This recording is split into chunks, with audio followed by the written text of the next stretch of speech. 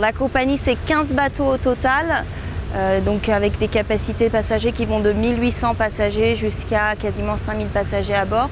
On a 2 navires en construction pour plus de 6000 passagers qui vont arriver en 2019 et 2020. On a des navires qui vont être partout dans le monde, on en a 4 sur l'Asie à l'année. En ce moment, on en a beaucoup qui sont en train de revenir de tous les pays chauds, donc l'Amérique du Sud, qui reviennent de Madagascar, la Réunion.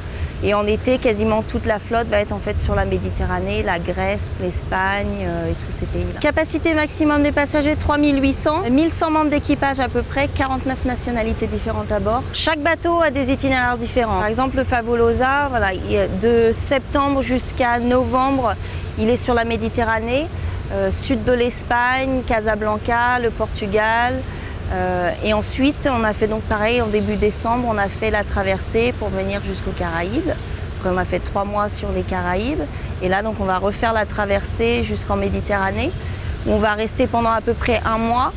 Et ensuite, il va aller sur la Norvège et les fjords pour l'été. Sur les Caraïbes, avec le Favolosa, par exemple, c'est une croisière de 7 jours. Pointe-à-Pitre, Basse-Terre, La Romana, Catalina, Philipsburg, Saint-John, Fort-de-France et retour à Pointe-à-Pitre. Donc pendant 3 mois, en fait, on fait pendant 7 jours le même tour.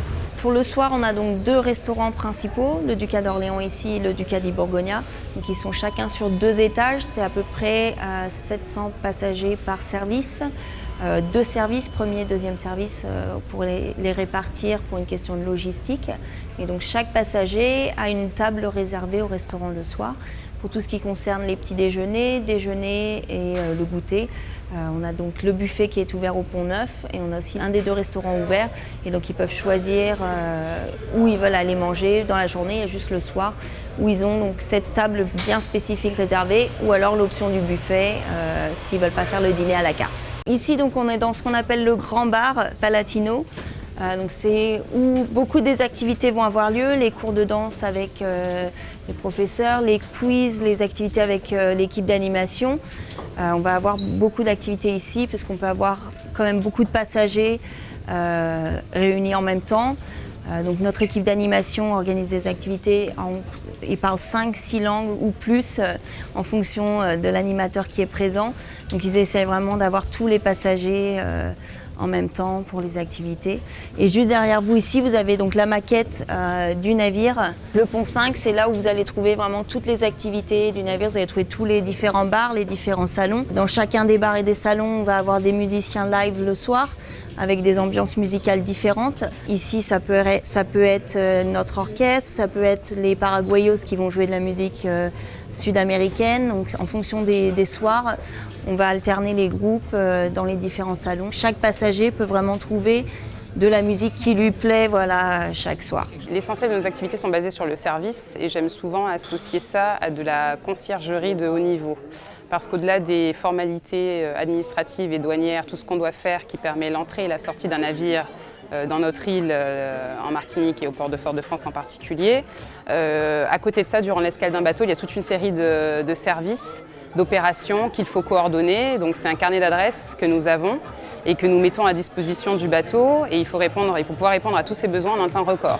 Donc sur une escale qui va durer moins de 24 heures, comme sur une escale qui peut durer plusieurs jours ou plusieurs semaines. Dans tous les ports du monde, il y a un agent maritime et aucun navire, quel qu'il soit, ne rentre dans un port du monde sans avoir un représentant. Le port n'est qu'un prestataire de service pour l'agent maritime. Un navire comme celui-ci, on a prévu depuis de longues semaines, de longs mois, son arrivée, prévu le poste à quai, prévu ses besoins et il nous contacte tous les jours, nous disant voilà, j'ai ceci, j'ai cela. Un navire comme aujourd'hui, il y a environ 50 services. Il a des ordures à débarquer, il a des passagers embarqués, il a des malades, il a la pharmacie, il a beaucoup de choses, beaucoup de choses à débarquer. Donc nous sommes là pour ça et rien ne se passe pour le bateau sans l'agent maritime. Il ne va pas acheter un comprimé d'aspirine si ça ne passe pas par nous. Et nous, actuellement, nous avons une très belle équipe et nous représentons la quasi-totalité, je vais être humble, des navires qui font escale en Martinique. Les services aux navires sont incommensurables. Alors généralement, on me dit, oui, il achète la nourriture ici. Il n'achète rien. Il n'achète pas de nourriture. Parce que ce sont des bateaux qui sont approvisionnés par des car centers, c'est-à-dire des navires qui viennent de l'Europe avec toute la marchandise et qui transfèrent la marchandise dans un port donné. Actuellement, c'est Saint-Domingue ou Porto Rico, ça dépend s'il y va. Donc il achète très peu là où il est, mais il achète très peu de provisions. Voilà. Mais entre autres, il paie beaucoup de taxes, beaucoup de droits. Il faut savoir aussi qu'il y a environ 70 000 Martiniquais qui ont pris une croisière cette année. 70 000 Martiniquais, c'est énorme. C'est 20% de la population. Et donc l'année prochaine, nous aurons environ 220 escales. Cette année-ci, on en a eu 170 paquebots. Je parle que de paquebots. Mettez-vous dans la tête que même s'il a besoin d'acheter un comprimé d'aspirine, allô, agent. Et là, par exemple, il part à 20h. On a organisé le départ à 20h, tout ce qui va, les papiers, la douane, la police. Et vous avez une personne qui est attachée au bateau quand il fait escale. Là, aujourd'hui, il y a une personne, je crois que c'est Bénédicte. Frédéric qui va suivre le bateau depuis son arrivée jusqu'à son départ. Et il est soit à bord, soit au bureau qui est tout près.